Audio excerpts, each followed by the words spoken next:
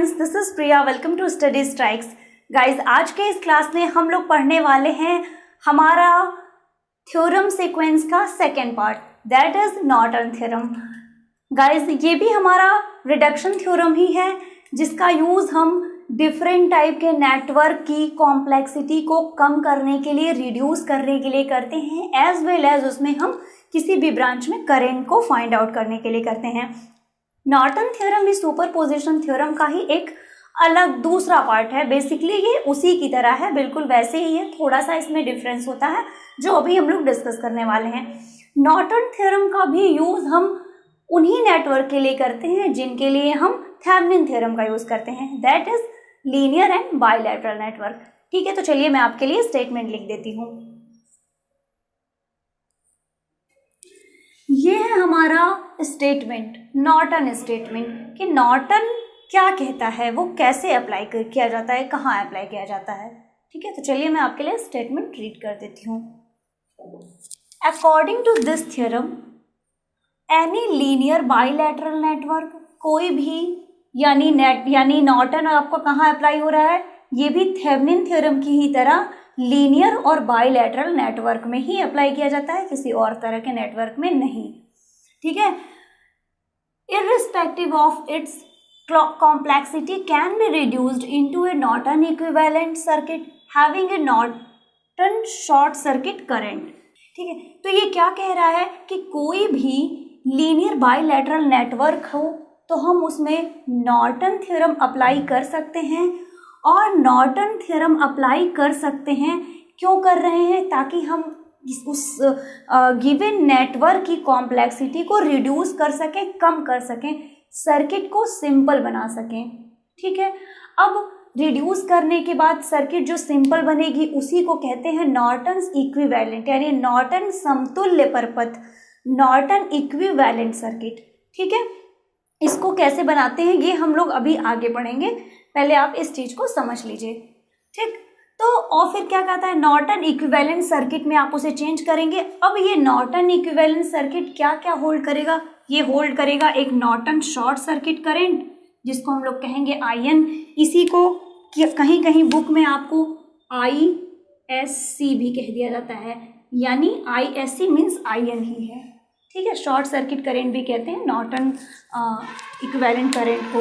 ठीक है, Norton current को हम लोग शॉर्ट सर्किट करंट भी कहते हैं। तो शॉर्ट सर्किट करंट ISC कहिए या फिर IN कहिए, IN कनेक्टेड होगा in parallel with Norton resistance. एक रेजिस्टेंस भी हमें फाइंड करना है जिसको हम लोग कहेंगे नॉर्टन रेजिस्टेंस, इसीलिए इसको RN से दिखा रहे हैं।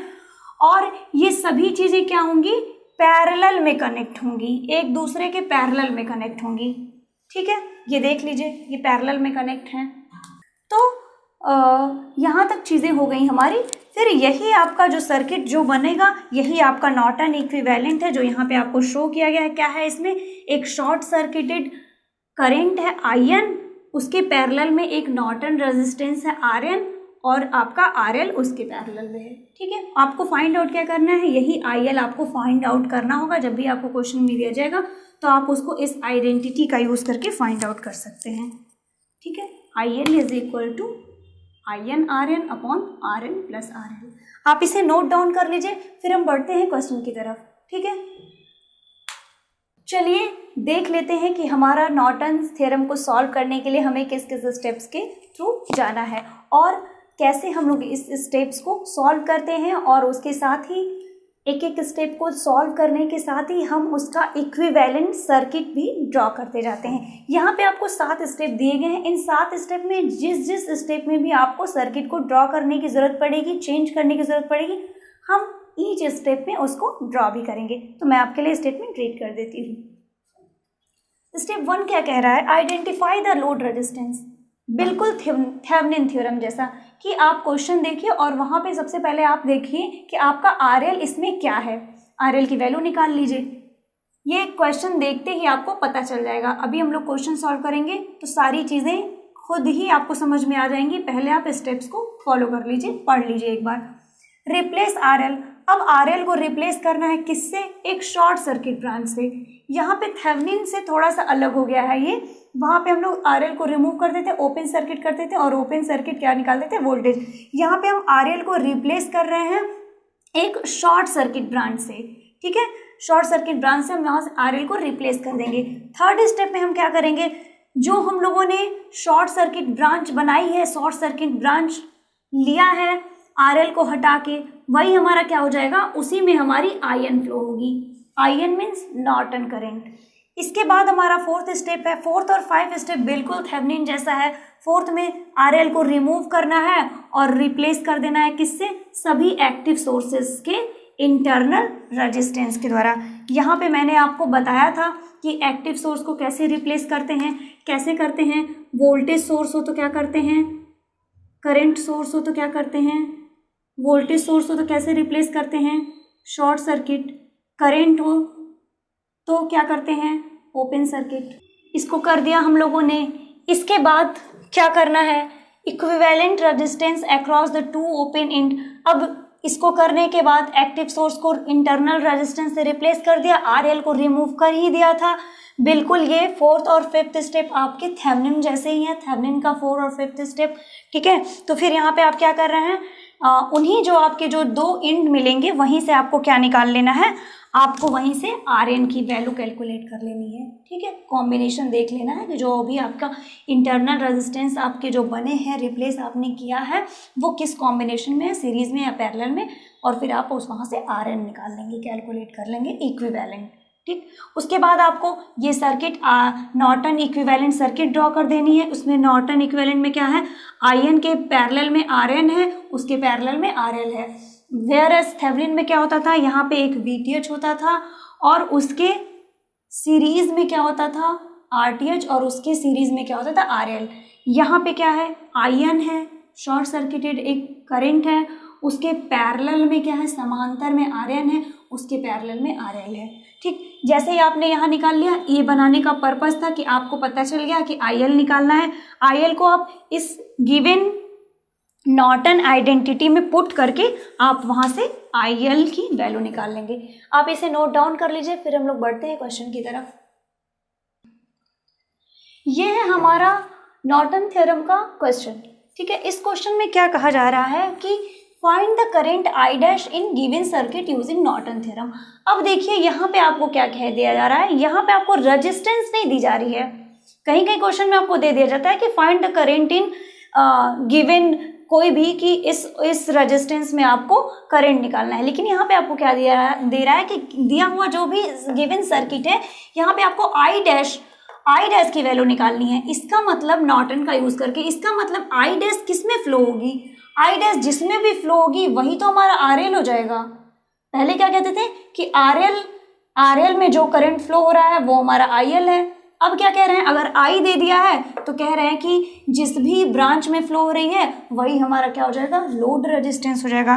तो हमारा स्टेप 1 चलिए सॉल्व करते हैं। स्टेप 1 क्या कह रहा है, स्टेप 1 में क्या कहता है, आइडेंटिफाई आरएल। अब हमें गिवन सर्किट में बोला है आई डैश की वैल्यू निकालना है, और आई डैश जिसमें जा रही है वो हमारा 10 ओम है, तो यही हमारा आरएल हो जाएगा। RL is equal to 10 ohm. Okay, second step में क्या कह रहा है, सेकेंड स्टेप में कह रहा है कि आरएल को रिप्लेस कर दीजिए किससे, शॉर्ट सर्किटेड करंट से। तो चलिए बना लेते हैं सबसे पहले, बाकी सारी चीज़ें हम एज इट इज़ ऐसे ही छोड़ देंगे।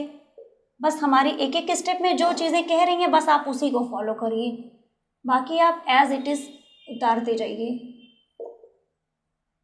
42 एम्पियर 40 ओम, यहाँ पे है हमारा 12 ओम।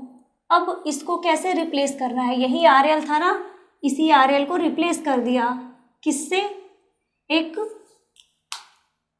ओपन नहीं करना है, रिप्लेस करना है एक शॉर्ट सर्किटेड ब्रांच से, ठीक है। तो यही है हमारा ISC, और इसी को हम क्या कहते हैं, अगले स्टेप में आपको क्या कहा गया है कि थर्ड स्टेप में क्या कहा गया है कि यही जो शॉर्ट सर्किटेड जो करंट है वही हमारी IN हो जाएगी, ठीक है। तो ये हो जाएगा हमारा अगला स्टेप। अब हम लोग थर्ड स्टेप अप्लाई करते हैं। थर्ड स्टेप में क्या था हमारा, थर्ड स्टेप में क्या था, हम यहाँ पे केवीएल अप्लाई कर सकते हैं या केसीएल अप्लाई कर सकते हैं। आप कोई भी अप्लाई कर सकते हैं, मैं केवीएल अप्लाई करती हूँ ताकि आपको साइन कन्वेंशन में आपकी चीज़ें हर बार रिवाइज होती रहें। ठीक है, तो मान लीजिए क्या हो गया, अब थर्ड स्टेप में क्या है, केवीएल अप्लाई करने के लिए इसी में हमें केवीएल अप्लाई करना है। तो मान लीजिए ये आपका 1 हो गया लूप, यहाँ पे फ्लो हो रही है I1। एक लूप हमारा ये हो जाएगा कुछ इस तरह से, यहाँ से ये पूरा होल यानी ये वाला पूरा, इसको मान लिया I2 फ्लो हो रहा है यहाँ पे। इसके बाद ये है हमारा थर्ड I3। ठीक है, इसको हम लोग ले तो सकते हैं, ये हमारा फर्स्ट एक लूप फर्स्ट मिल गया, सेकेंड लूप हमारा यहाँ से यहाँ तक गया है, ये हो गया, थर्ड लूप हमारा ये है। अब फर्स्ट लूप में अप्लाई केवीएल इन लूप 1।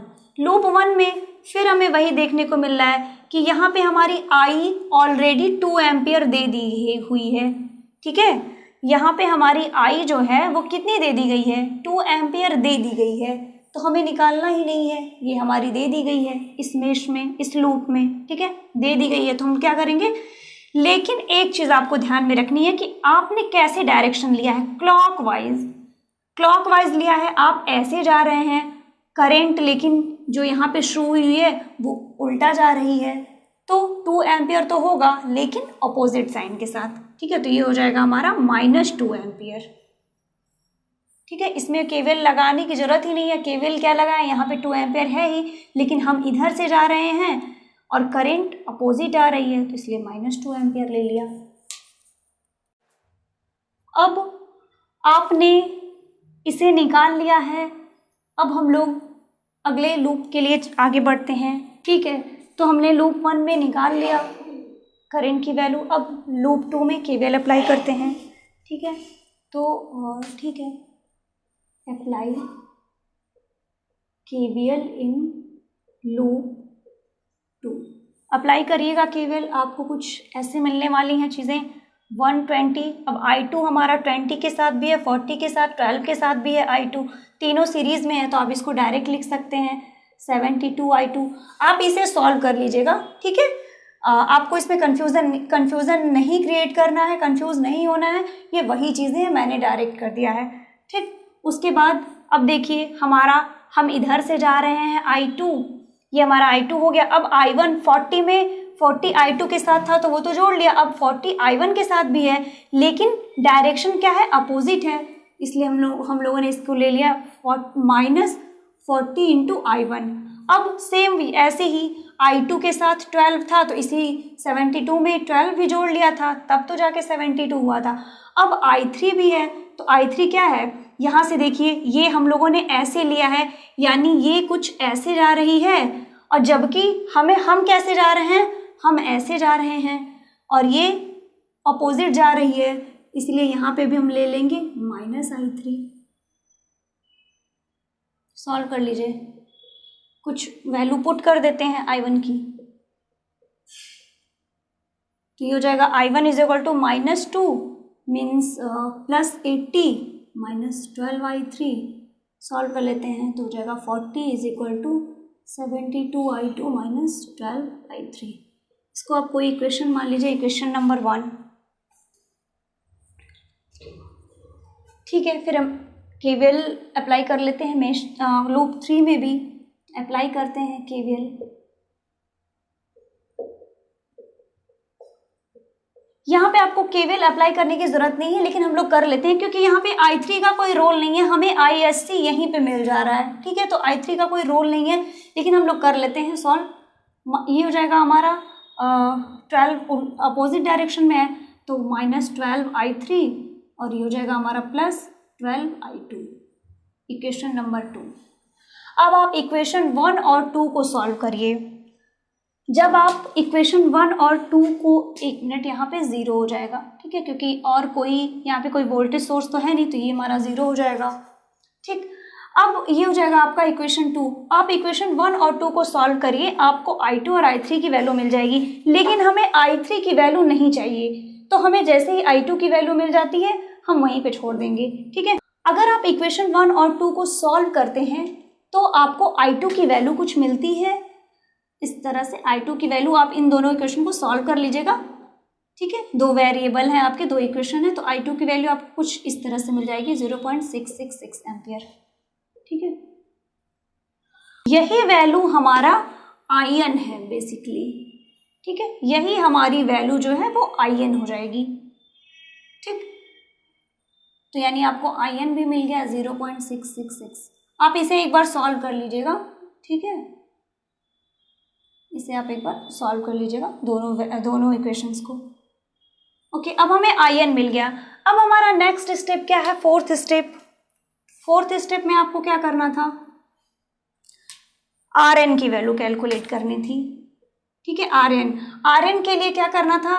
जितने भी एक्टिव सोर्स हैं उनको उसके इंटरनल इम्पीडेंस या इंटरनल रेजिस्टेंस से रिप्लेस कर देना है। तो चलिए बना लेते हैं पहले सर्किट, ये वाली सर्किट बना लेते हैं ये, हाँ ठीक है।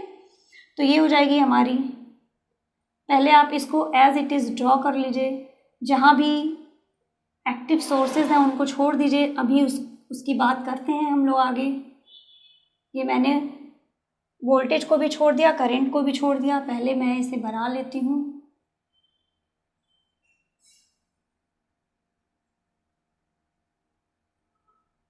यहाँ पे भी आपको ये रिमूव ही रखना है।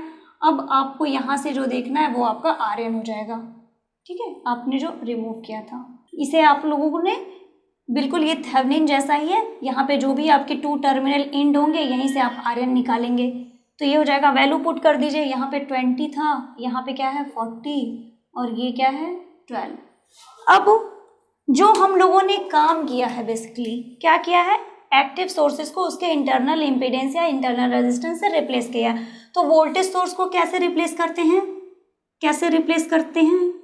शॉर्ट सर्किट कर देते हैं, और करंट सोर्स को ओपन सर्किट कर देते हैं। यहाँ पे शॉर्ट सर्किट कर दिया, यहाँ पे ओपन सर्किट कर दिया।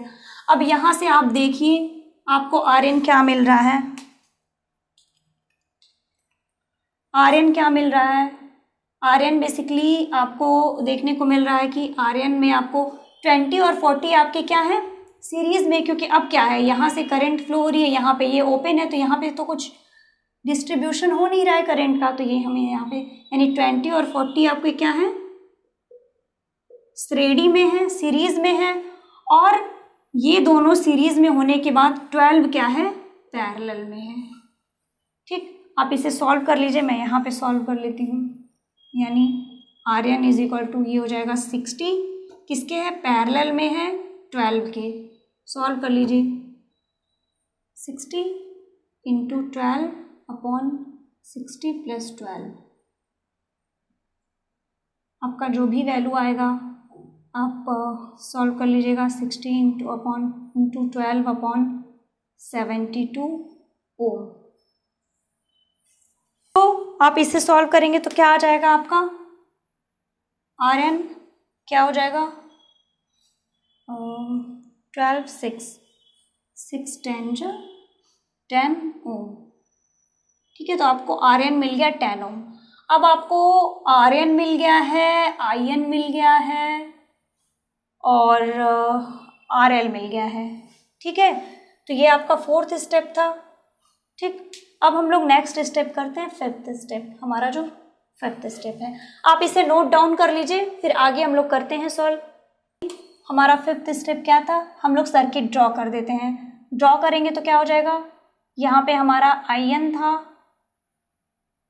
यहाँ पे हमारा Rn था और यहाँ पे हमारा RL था। आप वैल्यू पुट कर लीजिएगा, आपने नोट किया होगा Rn इज इक्वल टू 10 और RL हमारा क्या था 10 था, Rn भी हमारा 10, In की वैल्यू हमारी कितनी आई थी कुछ समथिंग 0.666 एम्पियर, ठीक है। तो ये आपने बना लिया, यहीं पे आपको IL ड्रॉ करना है, निकालना है। तो हमारा छठवां स्टेप क्या था, आप IL की वैल्यू निकाल लीजिए। ये हो जाएगा हमारा In into Rn upon Rn plus RL। आप वैल्यूज पुट कर लीजिएगा और सॉल्व कर लीजिएगा कितना आ रहा है।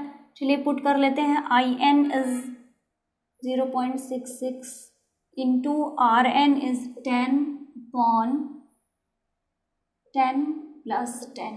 आप इसे सॉल्व करेंगे तो आपकी वैल्यू समथिंग 0.333 एम्पियर आएगी। बाकी आप इसे नोट कर लीजिए, ये मैथमेटिक्स है, मैंने आपको चीजें सॉल्व करनी बताई हैं, बाकी आप वैल्यूज देख लीजिएगा, प्लीज आप वैल्यूज देख लीजिएगा कि वैल्यूज कितनी आ रही हैं। ठीक है गाइज, तो आई थिंक आपको नॉर्टन भी समझ में आ गया होगा। अगर आपको फिर भी कोई डाउट होता है तो आप मुझे कमेंट सेक्शन में कमेंट कर सकते हैं। आपकी कोई भी क्वेरी हो, कोई सजेशन हो, आप मुझे कमेंट करिएगा। फिर मिलते हैं नेक्स्ट वीडियो में। अगर आपको सेशन थोड़ा भी हेल्पफुल रहा हो तो प्लीज़ लाइक कर दीजिए, और अगर चैनल पे नए हैं तो सब्सक्राइब कर दीजिए, अपने फ्रेंड्स में शेयर कर दीजिए।